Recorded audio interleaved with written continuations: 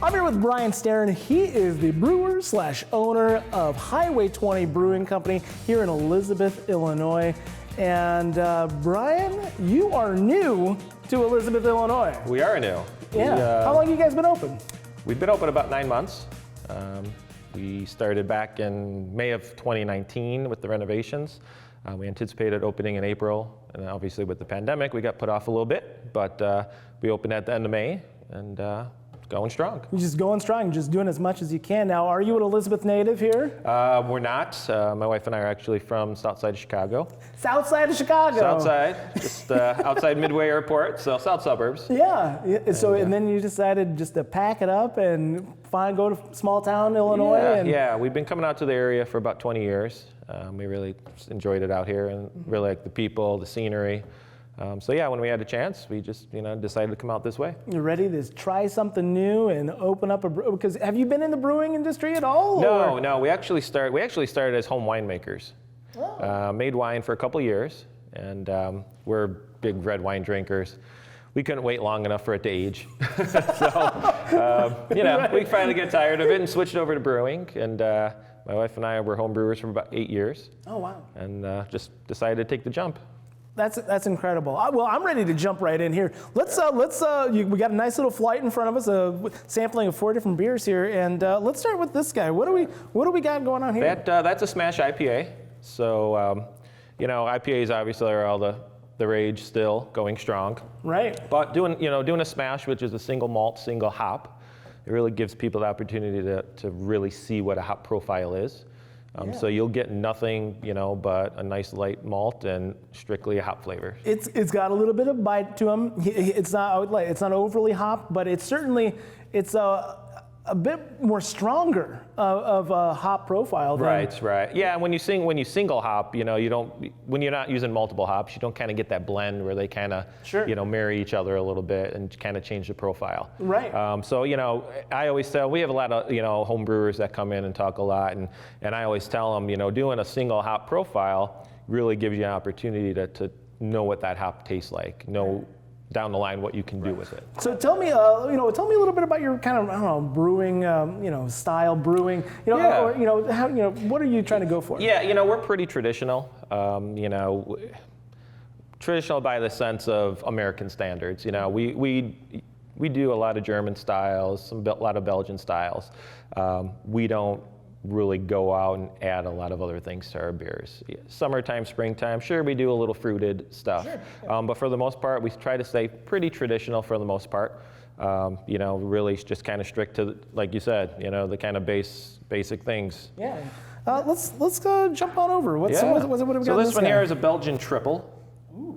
So a little bit higher ABV. Obviously none of the bitterness that you're going to find in that. A little bit of honey in that one. Mm-hmm. So, certainly. Yeah, so you'll get some of those, a little bit sweetness, some of those honey notes. Yeah, it's almost a mead or exactly. Like a barley wine. Not quite there exactly. with the booziness, but it's getting there. Yep. Oh, wow. Yep, so you'll get a lot of those winey kind of flavors in this one. Right. Yeah, how's it going in the community? Very well. I mean, the community has been great. We love our community. We love all the people. The town's been super easy to work with, very welcoming. So overall, it's been wonderful. Brian, tell me a little about the space. This is an incredible space. Tell me what's going on here. This is an old Presbyterian church from 1875. Wow. It lasted as a church for 100 years, closed in 1975. After that, as far as we know, it went to an antique store for a short period of time, Destination Wedding Chapel twice. 2 different owners. Okay. And then most recently, it was a steak and seafood restaurant for, I think, about 10 years. Okay. And then after that, it was vacant for about 2 years. Okay. Till we purchased it in May of 19. Until you came to town. Yeah. I'm gonna let you keep talking about that. But what's in here? That is that's a porter. That's a nice easy drinker. We use some experimental hops in there, so you'll get a little light coconut tones. at the end, maybe a little barrel flavor at the end.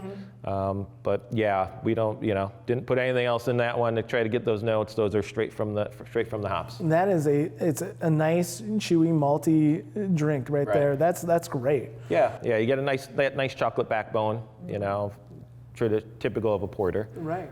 With some of those underlying notes. Oh, that's great. Yeah, most of your brewing, you got a couple of, you got a kettle up here? Yeah, we have our 2 kettles, our mash tun and our boil kettle up here in the corner, and then everything else in the basement. All your fermenters are downstairs. How difficult was it to get them? I'm not seeing a cellar door. How are you getting those down? Or those did you actually assemble them down Those there, actually came through the front wall. So in the stairwell in the corner here, there was a window in the front of the building. Okay. We had to take that out to get them in, and then widen that out. So after we got them in, we just closed the wall back up. Okay, yeah, because it's I'm not seeing a loading dock. This is this is a nano of a nano brewery. I think would you say you're doing 3 barrels? Yeah, 3 barrel system. Yep, yeah. And so four fermenters. So we can get a good amount going at one time. Yeah, what do we got here? That's a barrel-aged imperial stout. Now, where are you getting your barrels from? Those barrels came from Galena Cellars. Okay. So that's actually a port barrel. Interesting. Yeah. Wow. Yeah, so it smooths it out nicely, gives it a nice little mouthfeel, takes the edge off, not a lot of bite. Yeah, it's got a nice little roundness to it, doesn't it? Yeah, especially on the tongue. Interesting. Yeah, and that's on nitro, so nice and creamy. Yeah, that's you can see that right away with that top there. Yeah. So as far as expansion goes, when are you planning on taking another wall out? I guess. Yeah, huh? we don't have any plans right now for expansion. We kind of like the size we are. Yeah. As far as you're running this with your wife. Yeah. Being a 2-person job here. Yeah, that's right. A 3-barrel system, that's keeping you plenty busy. Sure it is. Yeah, when we're in the middle of spring, summer, we're brewing twice a week usually at least. We rotate through pretty fast. Like I said, the patio's been great for us. We have the live music, and people just stay, for 3 hours straight listening to the music. We don't get a lot of outdoor space around, even in Galena, which is close by. There's not a lot of outdoor, spaces to sit and actually enjoy the weather and a drink and music. Right. So we get our music out here all summer long, Saturday, Sunday, and people just really enjoy it. Well, Brian, it's an amazing place. A really incredible, unique venue. Thank you. And solid beers all the way throughout. Appreciate it. And showing some real diversity in your styles, and there's something for there's a beer out there for everybody. Right. You've got to find that right one, and I'm sure you've got enough varieties. And that's what we try to do. We try to go light to dark, give something for everyone, and not make it too complicated. It can be as complicated as you want to. Or simple. But keeping it simple is pretty good too. That's right. Brian, thanks so much for your time. Yeah, appreciate it. Thank you.